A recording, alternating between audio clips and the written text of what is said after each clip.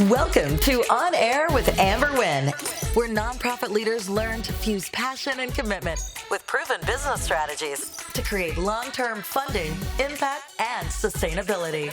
And now, here's your host and resident Philanthrepreneur, Amber Wynn.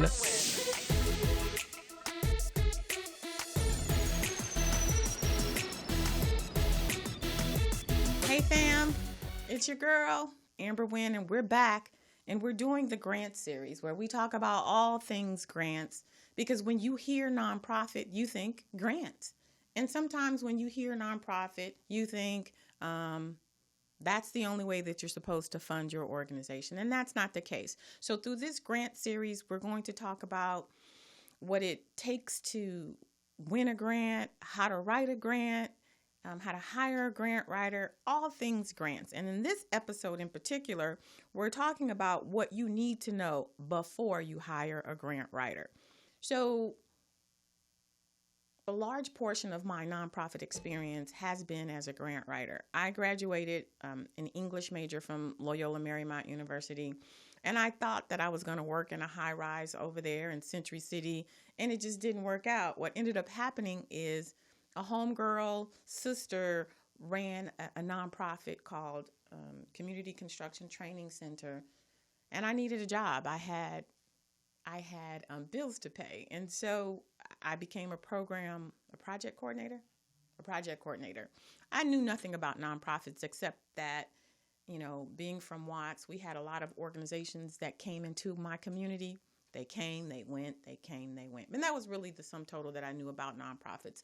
They did give me exposure to a lot of things I would have otherwise not been exposed to. So I had a very positive experience, but I didn't know much about it. And in that role, my executive director, Mary Scott at the time, was like, "Oh, you're an English major? We're going to have you write grants." I didn't know. I was a story writer, so I ended up being a very good grant writer. And I've been pretty successful because I've been tutored by some really amazing grant writers. The largest grant that I've secured has been for $3.2 million.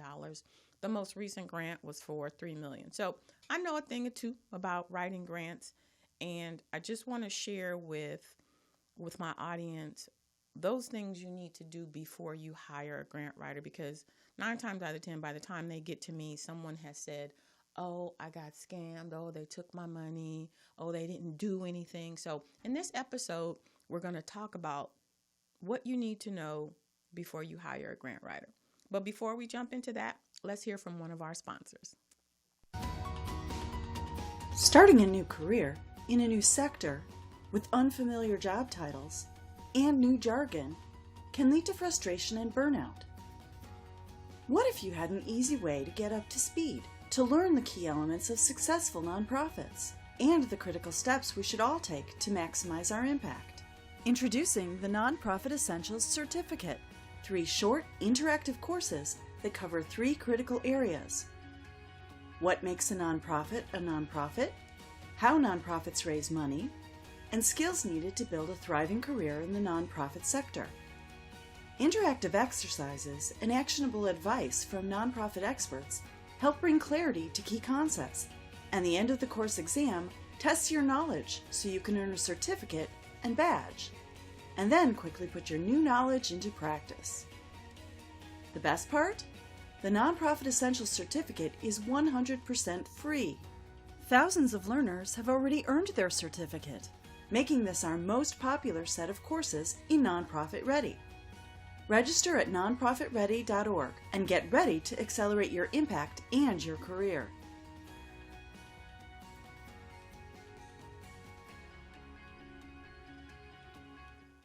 Welcome back.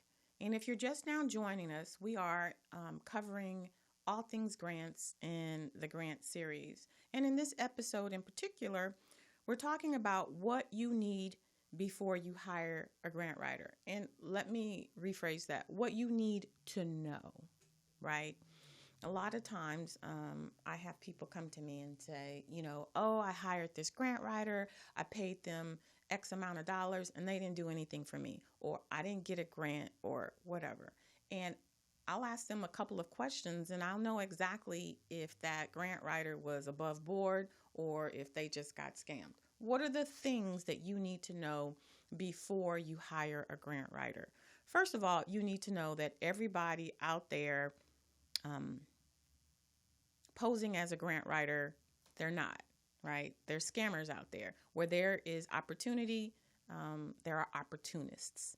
And so the best thing you can do is to prepare yourself so that you have some red flags on whether or not the person that you're thinking about hiring could be potentially scamming you. It's best to try and get referrals for grant writers, because if a person's been scammed before, then they're going to say, oh, well, this person was a scammer. If the person that they've been having success with a grant writer, it's good. But sometimes I know people will get these emails saying, hey, we can write your grants for you. Did you do your research?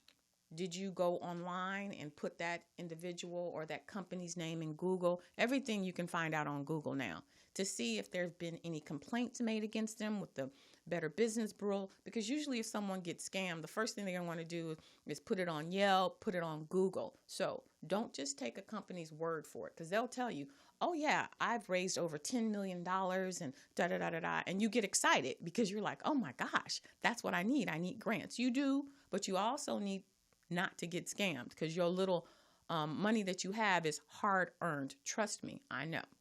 So the first thing you want to do is make sure that you research this person who says that they are a grant writer.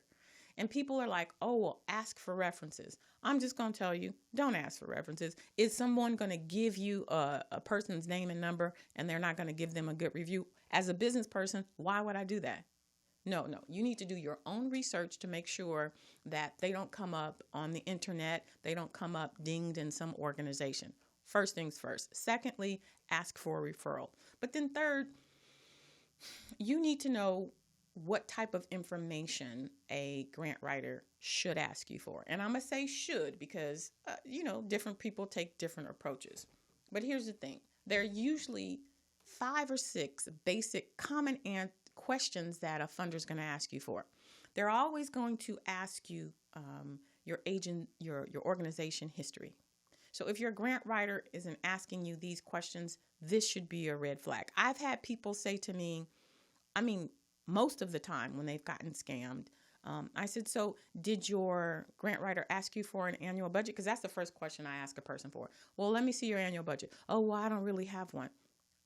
Well, how did the grant writer write your grant? Well, they didn't ask me for one. They said that they'll just, they'll take care of it. Red flag. A bona fide grant writer needs to know how much it costs to run your organization so that they can do your program budget. How much does it cost to run this thing? Because if they're doing the research, they need to find grants that will fund the program. For example, if you say it takes $50,000 to write this to run this program, then they should be looking for grants for $50,000. Unless they're going to piecemeal it together, $5,000 here, $10,000 there. And let me tell you, as a grant writer, I ain't trying to do that much work. I'm going to try and fund this with one grant opportunity. So if they're not asking you for your annual budget, red flag. Second thing, if they're not asking you for the descriptions of your program, that is a red flag. And I asked these questions. I said, so let me see what your measurable goals and objectives. Well, blah, blah, blah, blah. Did your grant writer ask you for that? No, they said that they would write that. Your grant writer cannot determine your goals and objectives for your organization. That's like having the postman come to your house and determine how much money you're going to spend on groceries. Like, that's not their business. Their goal, their purpose, their responsibility as a grant writer is to take what you do and make it real sexy so a funder wants to fund you. But they don't get to change the content or who you are. Now, I will say, as a grant writer, in my sexy making, I will say there's a better way of saying it, but I don't change who you are. because you have to deliver this when the money comes in. So if your grant writer doesn't ask you for your organization history, if they don't ask you for your program description, your geographical information, your demographical information, meaning who's your target audience, what is their socioeconomic status, if they're not asking you for this foundational information, that is a red flag. Because what happens is, they have boilerplates, right? It's like what they typically write for everybody. So you're paying them. They're going to show you, hey, here's what I've written. If you don't know that it's a boilerplate, and you don't want boilerplates, you don't want to have the same thing written that they're writing for 15 other nonprofits, because then it's not going to be unique. It's not going to be innovative. So what'll happen is they'll say, okay, for $500, I'll write you, 3 proposals. Well, they're saying that to 10 other people, and that's how they're getting their money. And basically what they're doing is they're just inserting your names on all of these proposals, and they're sending them out, and you don't get funded. Because they can't guarantee that you'll get funded, you paid $500 so that they can then, make their money, but not necessarily so that you can get a grant, if that makes any sense. So I want you to understand the type of scams that are out there. These people are hustling. They know that you don't have a lot of money. $500 is reasonable, but they're collecting $500 from 15 different organizations so that they can pay their mortgage. How much should you pay for a grant writer? Now, that's like saying, how much should you pay for an accountant? It really depends on the level of skills and certifications and things of that nature. For myself, I don't write grants anymore, but it takes a lot of time, and people would really gawk at my prices. But I had a really great track record, and I customize all of my grants to the organization. So for me, for a foundation grant, I would start at $2,500. Is that expensive? It is. But you're also paying for my expertise, and you're paying for the type of work that I put into it, right? Can you get someone for $500 to write a grant? You can, but you're paying for it. You know what I mean? So I just want you to go in knowing that you have a responsibility to do research, to understand whether or not this person is qualified. And so there's certain things you just need to do before you hire a grant writer. Okay, so if you're just now joining us, we are talking about what you need to know before you hire a grant writer. And really what it comes down to is you doing the research and you not trusting a person just because they said that they're a grant writer. Okay, we're going to pause for a minute for another sponsor commercial. But when we come back,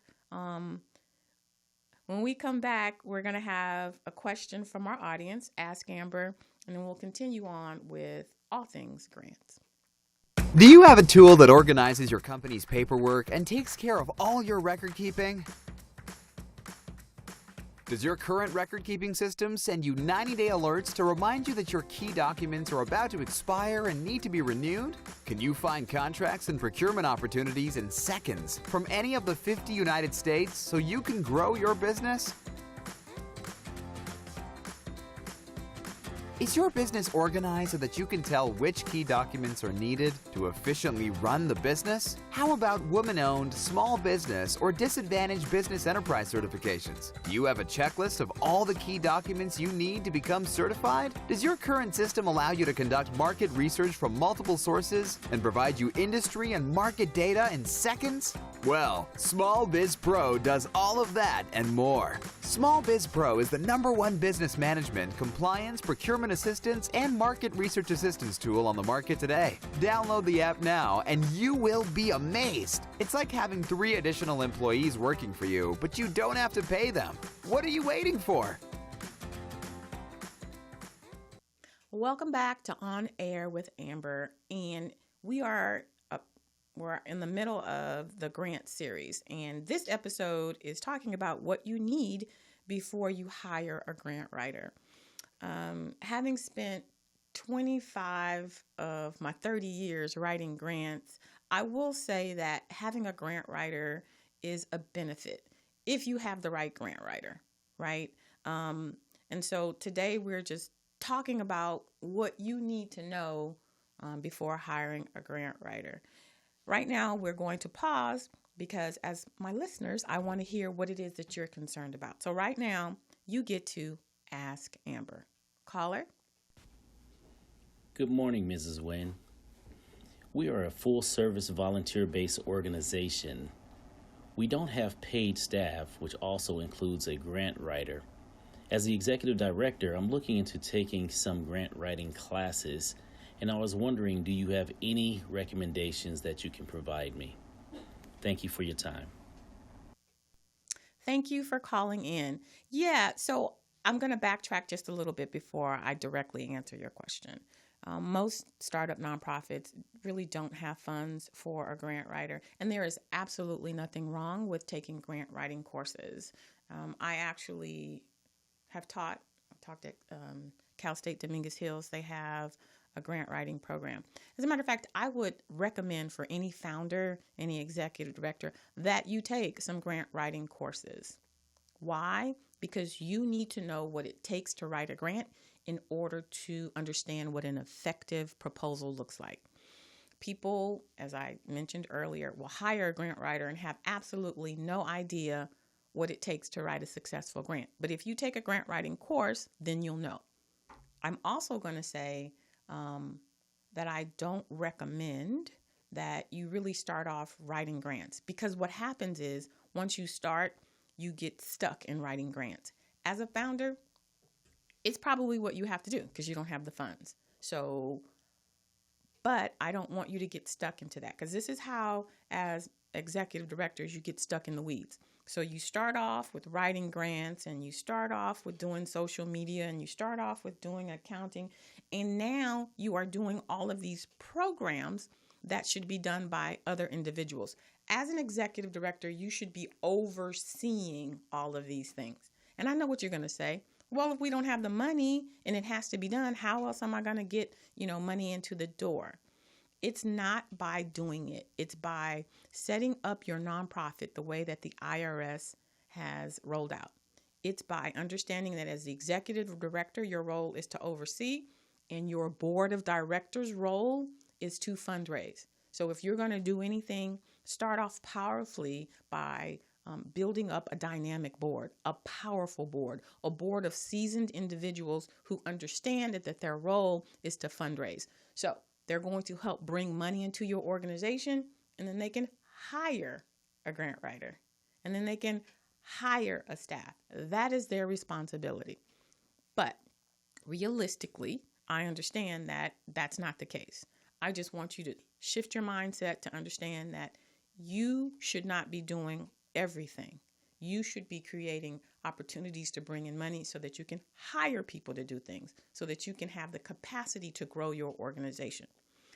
But to answer your question, one of my sponsors, Nonprofit Ready, they offer free courses. I'm always going to encourage you to save your budget.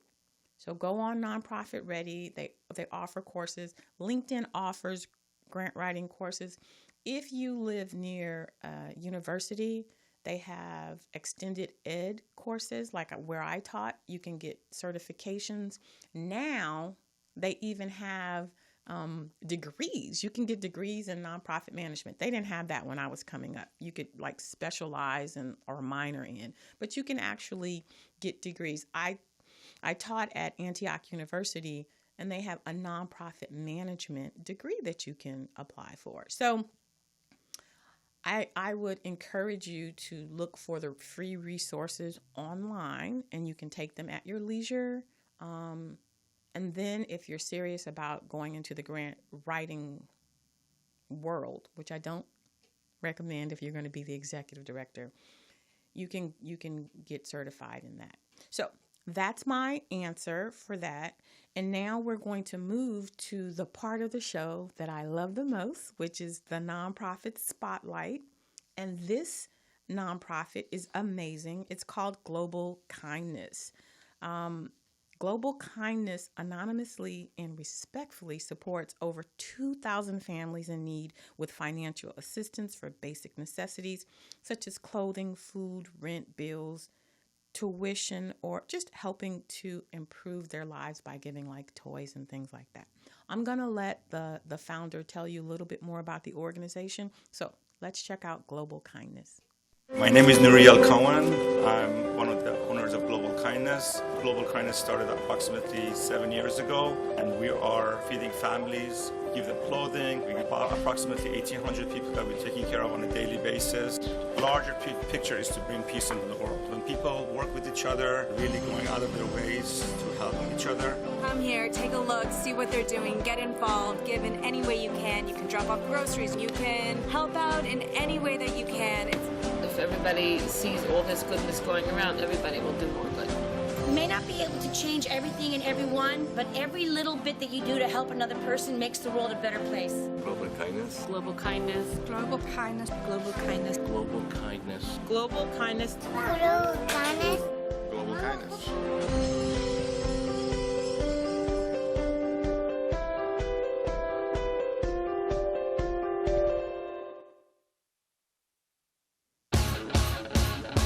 I just like the name, Global Kindness. I think the world could do with a lot of kindness right now, right?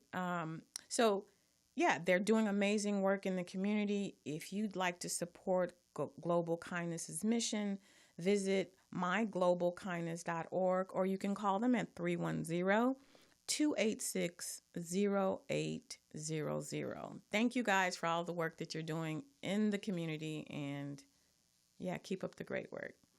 So now it's time for our Mindset Minute. That's where I pause to share, just my perspective on some of the things that I know as a funder, as a grant writer, as an executive director, however many positions I've had in the nonprofit sector. Because sometimes you come into the space and you think it's supposed to be a certain way, or you think things are supposed to go, and you end up really deflated and frustrated because it's not. And that's not any different when we talk about hiring a grant writer. So for this Mindset Minute, I want to talk about having a strategic approach to hiring a grant writer. Now, typically, as I stated millions of times, people will start their 501c3 tax-exempt organization and say, I need a grant writer. The strategic approach that I want you to consider is this. Make sure that you are grant ready. You need to have all of the things in place before you hire a grant writer, right? We talked about that last episode. And then once you have those things in place, I want you to be knowledgeable about what it takes to write a grant. So take one course so that you understand what a proposal is made of, because 99.9% of the time, they're all going to ask for the same types of things, but you need to know what that is. Because as we said at the top of the episode, if a grant writer isn't asking you for your annual budget, if they're not asking you for your measurable goals and objectives, that's a red flag. So I want you to be knowledgeable of what it is you should be giving your grant writer. So strategically, I want you to make sure that 9 times out of 10, you're hiring a quality person, right? And then secondly, know that you are going to pay this grant writer. How much should you be paying? Realistically, you should be paying between $2,000, $3,500. If you're paying a grant writer $500, if you're paying a grant writer $500, let it be then it's because this person just finished their certificate in grant writing and they want to spread their wings and get some experience. That's fine. Someone has to start somewhere. They're not going to charge you full price because they haven't really, gotten a lot of experience under their belt. That is the time that you should spend $500 for a grant writer. Other than that, you should be paying market price. So strategically, if you don't have the money to pay $2,000, $2,500, $3,500, then you need to save. Stack your chips so that you can afford a quality grant writer. This is the strategy that I want you to employ. Don't come out the door saying, I need a grant writer, and then trying to hire somebody, and then you end up getting, scammed. Excuse me. So, but that's it. Like, come out knowing that you're not going to just start getting all of this grant money, that you're not really qualified to start writing the grants, because the proposals, they are, I won't say sneaky. I'm not going to go that far, but there's a specific language that funders use. And if you don't understand it, then you won't get funded, because there is a specific language that they use. That's what you're paying for when you hire a grant writer. They understand when they're asking about, demographics and a sustainability plan. They know what those answers are. That's what you're paying for, that knowledge and that expertise. And it's going to increase your chances of getting funded. So you do want to hire a grant writer, but you want to hire them. You want to respect the fact that they have knowledge and skills that you don't have. So you plan for it. You fundraise and you pay for that grant writer. But you also want to strategically know that this is not your only source for revenue. A grant writer, grants are only a portion of your strategic funding plan. I know it's a lot, but I want to set you up powerfully for success. And in this Mindset Minute, that success is coming up with a strategy for a fund development plan and how grants fit into that strategy. It's not the whole strategy. It's a part of your fund development strategy. All right, so that's all we have for this week's episode. I'd like to thank you for joining me. You can be anywhere, but you're here with me, and I appreciate you. And as I sign off, like we, me, myself, and I, hey, people. As I sign off, I want to encourage you to really just think about all that you're doing. You're doing a lot of work. It's amazing. And I'm here for you. I got you. And we're gonna work it out together, right? So stay with me, because I got you and I'm going to roll with you. And in the meantime, I want you to do for yourself, which is give, love yourself like you do your community. All right. And we'll see you in the next episode. Thanks for listening. If you enjoyed this episode, subscribe and leave a review on iTunes. Head over to www.amberwynn.net/podcast for the links and resources mentioned in today's podcast. See you next time.